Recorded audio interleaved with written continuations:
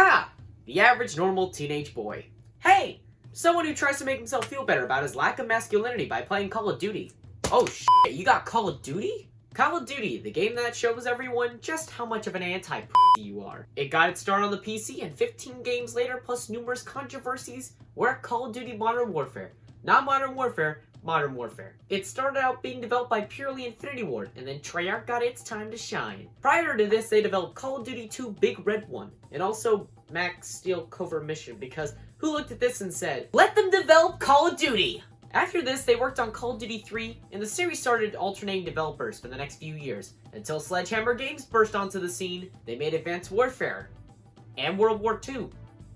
Currently, Call of Duty just alternates between Infinity Ward, Sledgehammer Games, and then Treyarch. There have been many ups and downs over the years, but each one had a new innovation to make sure suckers like me kept buying them. Call of Duty 4 Modern Warfare brought the game to modern times. Call of Duty on the Wii introduced looking like a f***ing loser to the mix. And Call of Duty Ghosts innovated by being a bad Call of Duty. But for me, the Black Ops series really stands out, because it has one of my favorite games of all time, and one that I f***ing despise. Each one brought to the table fun new modes, great multiplayer, and wasting $200. For me, Black Ops 3 was the culmination of this. It had great multiplayer, great zombies, and it had a campaign alright. Now let's take a look at Black Ops 3. Alright, let's start with the campaign. Here we actually get to create a character with shockingly few options. So, this guy is our main character, and his name is Player.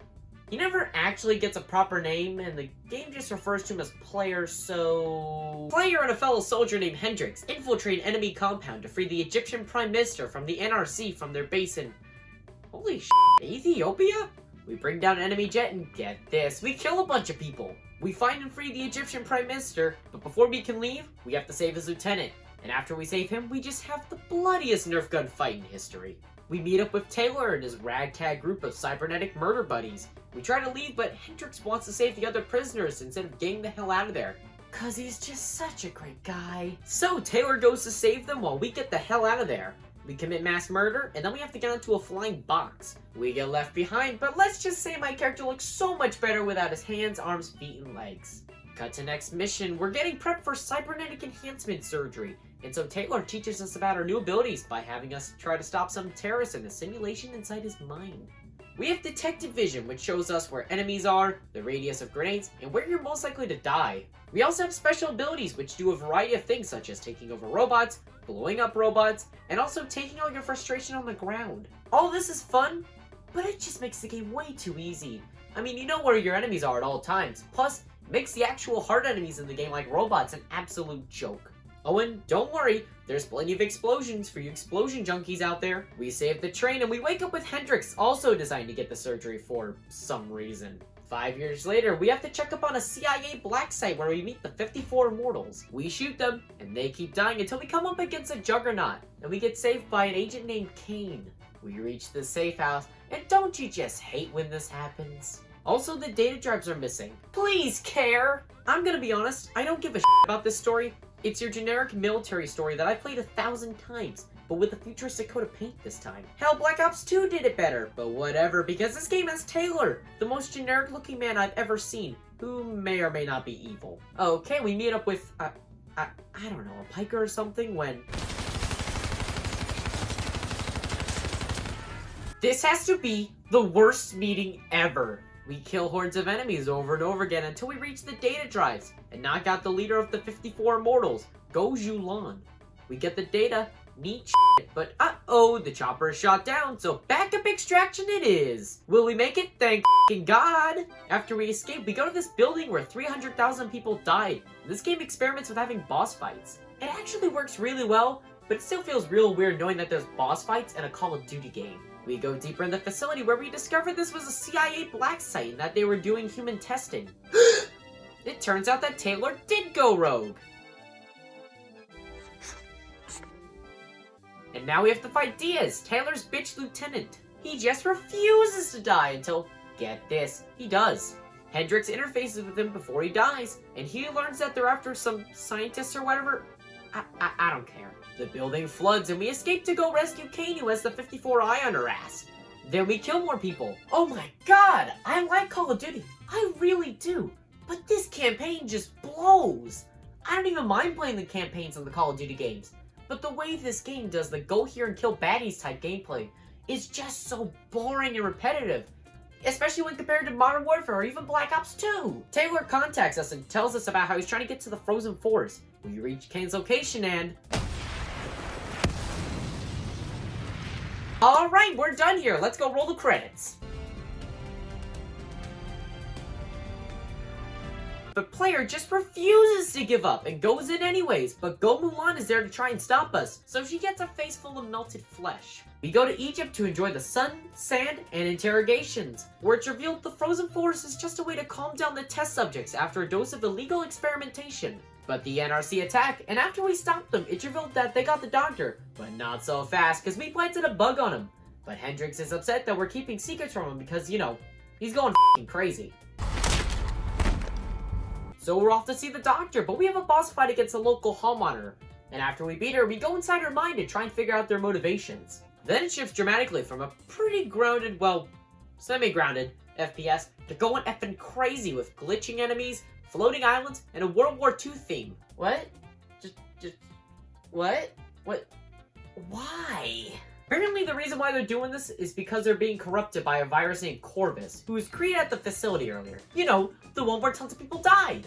As it turns out, he was the one responsible for the disaster that killed all those people. That bastard! Then it turns into a zombie game all of a sudden. Just give up, Black Ops 3. Player kills her, and then we move on to their hideout. During the assault, we died? No, just kidding. We just had those classic shutdown episodes that machines experience.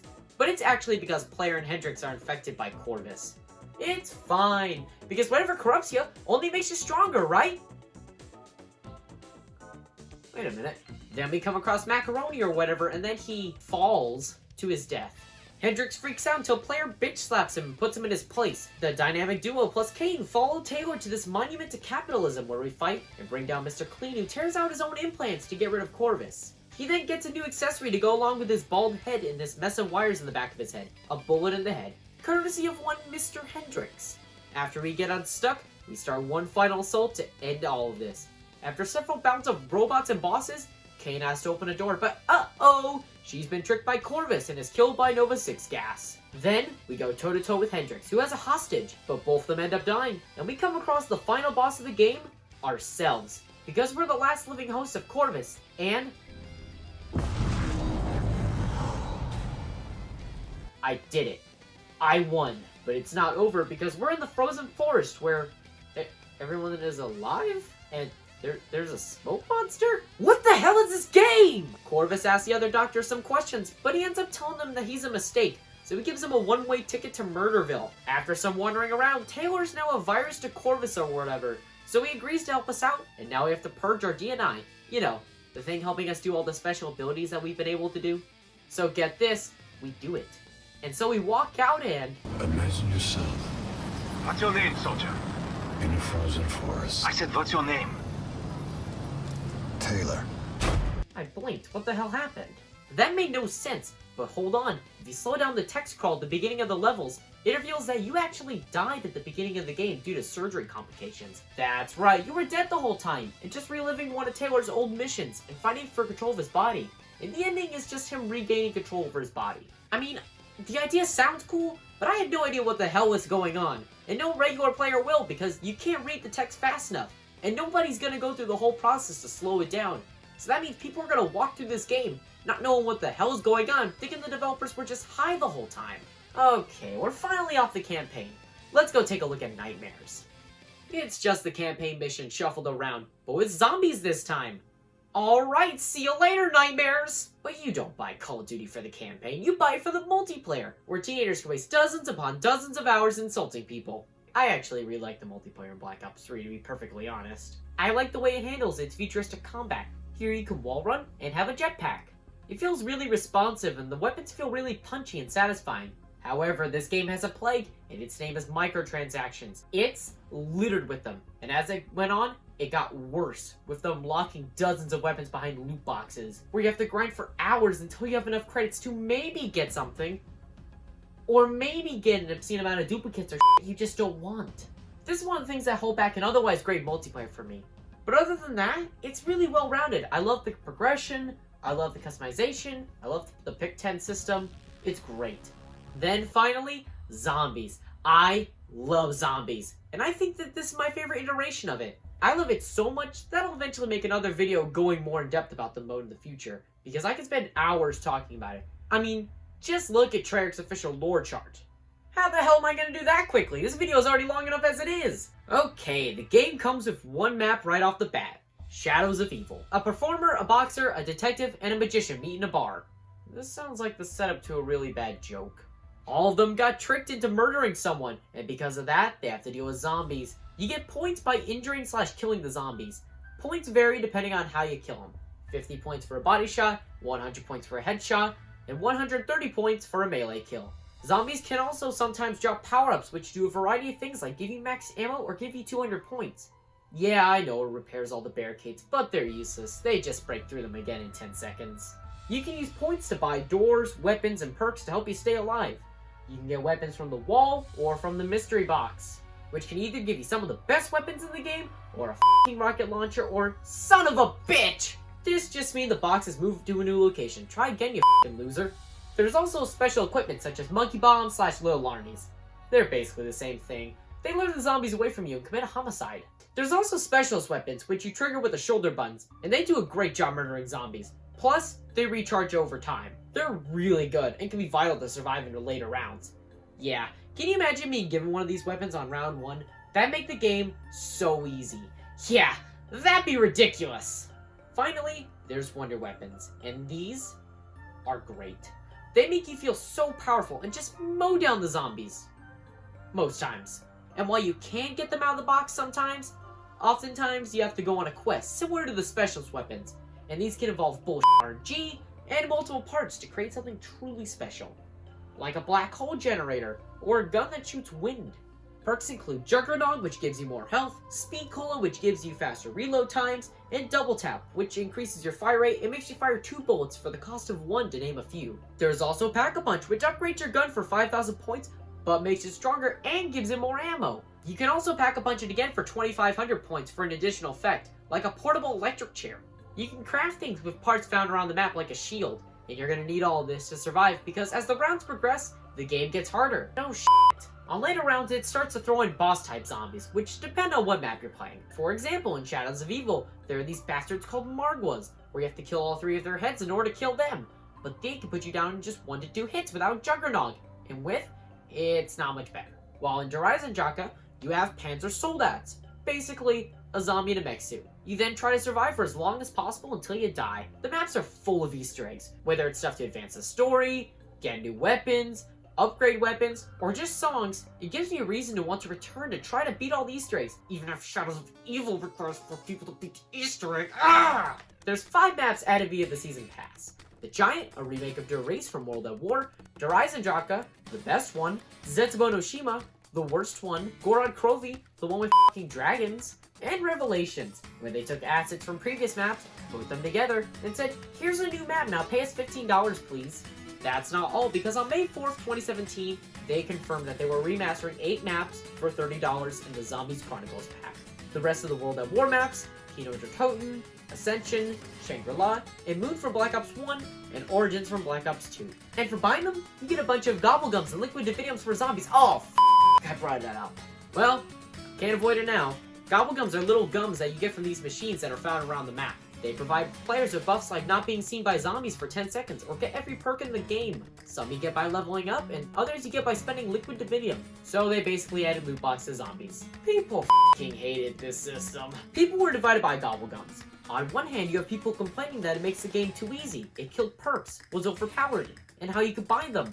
On the other hand, it helped some people get into zombies who just couldn't due to it being new to them. And it helped out with people going for the Easter eggs. Personally, I like this system. The gums did help me survive for longer, but to be honest, I only really use the free ones because I feel like I'll lose all my good ones too easily. But I do agree that if you want to use head trauma, you either have to grind in-game or pay for Liquid Dividium to maybe get it. But I do still like the system despite its flaws. I mean, come on, they had a level system where you can customize every normal gun in the game to make it your own gun. And I just love this mode so much. Honestly, I could play this mode for hours on end. It's just so much fun. It might be a lot at first, but you should really try it if you haven't. That was Black Ops 3, and I love this game. Except for the campaign. The campaign is just too damn confusing to get into. Plus, the characters aren't that great.